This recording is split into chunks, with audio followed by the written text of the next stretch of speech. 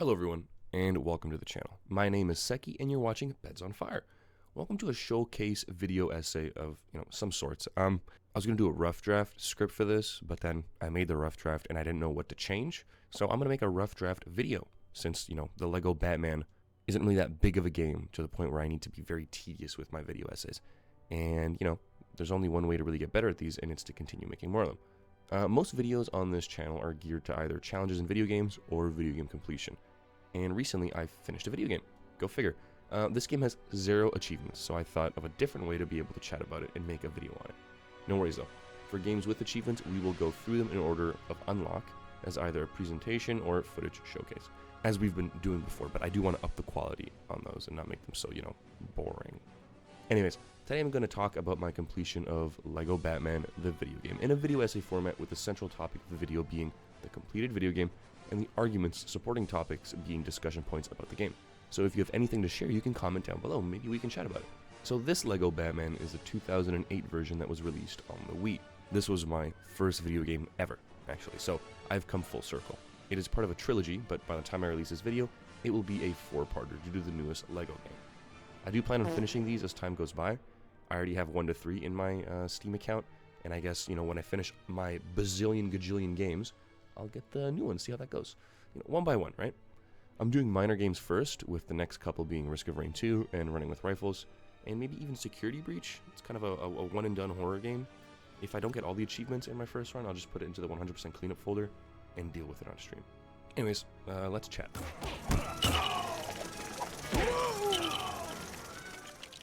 Argument 1. Why choose Lego Batman? So why did I choose Lego Batman?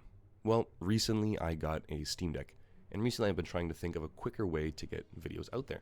It's been a little while between the videos, and it's been a little lackluster as well. So I want to be able to finish more video games, quicker. And I can do that on the Steam Deck now, since I can play anywhere, even on my commute. And then, I can post short videos about my completion without spending too much time on one game, like I did with Dark Souls. That was an 8 to 10 month project, I think. Or like I'm doing now with Project Zomboid. I doubt this one will be as long, but it might be a 4 to 6 month project. I do always want to keep an interesting challenge video here and there, but I think the real challenge I've been avoiding at the end of the day is just finishing the games in my Steam library without an excuse. So after this Project Zomboid video, well, it's time to just do that. I did mention Elden Ring earlier and said it would be a great sword challenge video. And don't get me wrong, it will be. But the real challenge is just finishing the game. Might not make the video the same way I did with the Dark Souls remastered one, but we'll see how that goes. Anyways, I chose Lego Batman because it's low storage, just a whopping 4.2 gigabytes, so using it on the Steam Deck was no problem. It doesn't even drain your battery that much.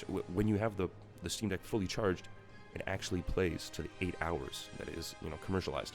This kind of game was also made for, controllers with a lack of buttons. I mean, take a look at the Wii remote. It's a long way from our recent gamepads, no? So it wasn't really a problem with, playing the game on the Steam Deck. And the fact that it's a low-resolution Lego video game without too many graphic-intensive visuals or details makes it quite fine for the small screen. There's also no achievements, and most of the game progress is trackable in-game as a percentage, much like Red Dead Redemption 2, although that game does have very tedious Steam achievements. My big issue lately, or for as long as I have played video games, is that as motivated as I am to achievement hunt, and as much as I like it, burns me out quick. So playing a game for the sake of just playing it fully by myself was actually refreshing. No Steam guide or failed attempts or dead games, so you need Steam Achievement Manager. No. This is a Lego game. A full Lego game with everything you need to complete it. Already there. No DLCs. And this is where I think Lego games are the best concoction of video game formatting ever. It is literally tailored for perfectionists and completionists. Those are not good traits, guys. Take it from me. It's almost like these games made me an achievement hunter. But the whole point of finishing the game is, collecting everything. And I really, really like that. And you essentially collect everything by doing everything and going everywhere. And none of it is actually out of your way. It's all within hand's reach. And the game even makes it all easier by giving you unlockable extras that detect mini-cates or multiply stud values. No external engine required to make the game easier for yourself. The game wants to be easier for you, the more you try. It makes completing the game fun and interesting too. So yeah, I thought it was time to come full circle and finally finish the first game I ever played. And finish a game without the weight of Steam achievements and guides. Just play the game. It has really motivated me to keep achievement hunting, so much so that I picked up Risk of Rain 2 and started using the guide again, all the while playing the game's many characters and testing different builds to keep everything fresh and not feel tedious.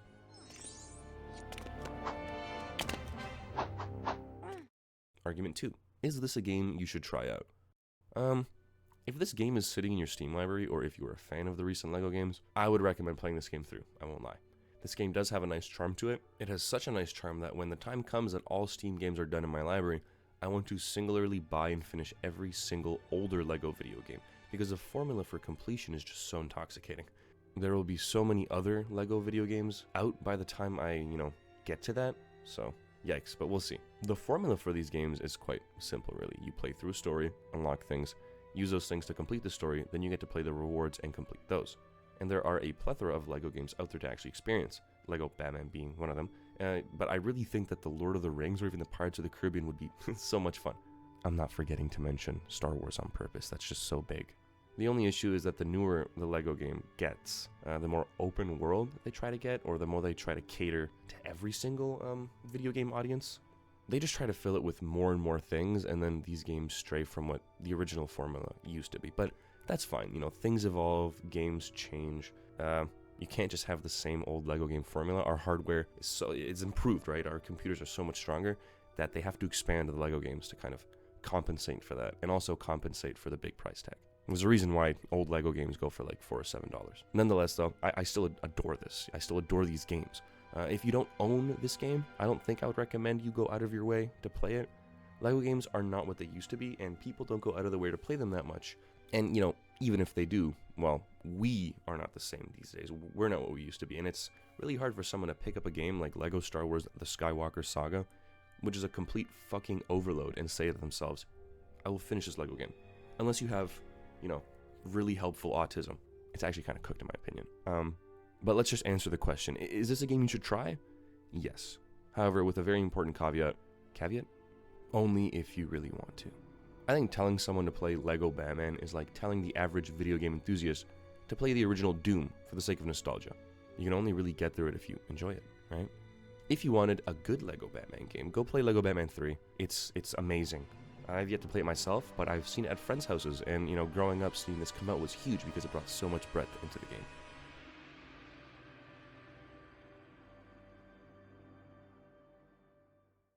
Argument 3. How do I feel about it?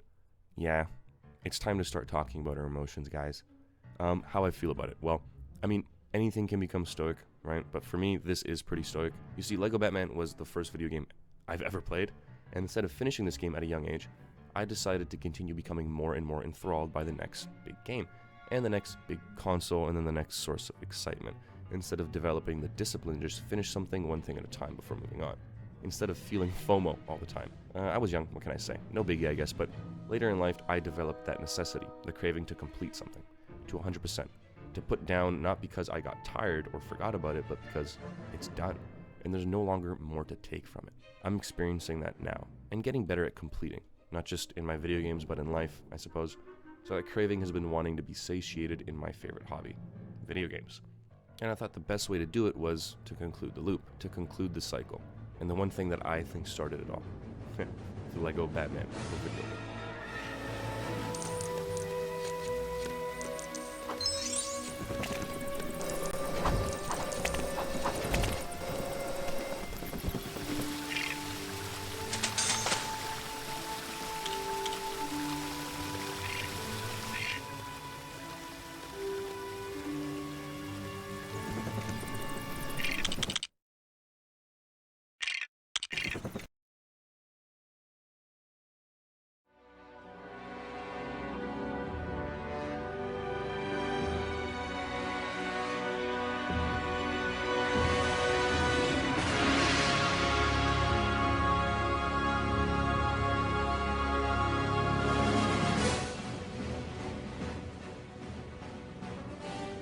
I wish I'd finished it ages ago, actually, but as most people say, don't worry about the past and don't worry about wasted time, just what is ahead of you. So, my friends, I feel great about it. I'm excited for what game I can finish next after this one, actually. All the games that I've been storing in my Steam library, and, their excitement was initially there when I bought it, but then time would get in the way, or other things would get in the way, and they'd slowly dissipate. It feels exciting to come back to these previous purchases and games and finish them. And what's even more exciting is to look at all the other hobbies that I have and be like, I'm gonna do this, you know what I mean? I'm not gonna let it just rot there and sit there. I'll finally paint my pile of plastic shame from Warhammer. I'll finally learn that, you know, the entire Money by Pink Floyd song on my guitar and then do it on the acoustic one. Shit like that. It makes me excited for what I can do next. So yeah, I'm excited for what game I can finish next, and I'm excited for what else I can finish next in my life. Like this video, perhaps. Conclusion. Anyways, this concludes another 100% video, my friends, and another 100% video game to add to the channel, and a different format too. That has been a little more interesting and entertaining to do, a little more involved than just being like, haha, here are the achievements I unlocked, and here's the footage of me doing it, which I did for Dredge and BeamNG. But I'm open to trying different formats because I just want to get videos out there. I'm glad I've been able to get another game done, one without any achievements at that, and into the 100% folder, and also another video done too. Hoping this one does well, and looking forward to getting more games done and out of the way. So, not the best conclusion, but I'll get better at it. Thank you for watching. If you have anything you would like to share regarding my experience 100%ing LEGO Batman, or maybe yours, leave a comment below. Is there a game that you feel the same way about? Thank you for hanging around, and I will see you around. Bye-bye.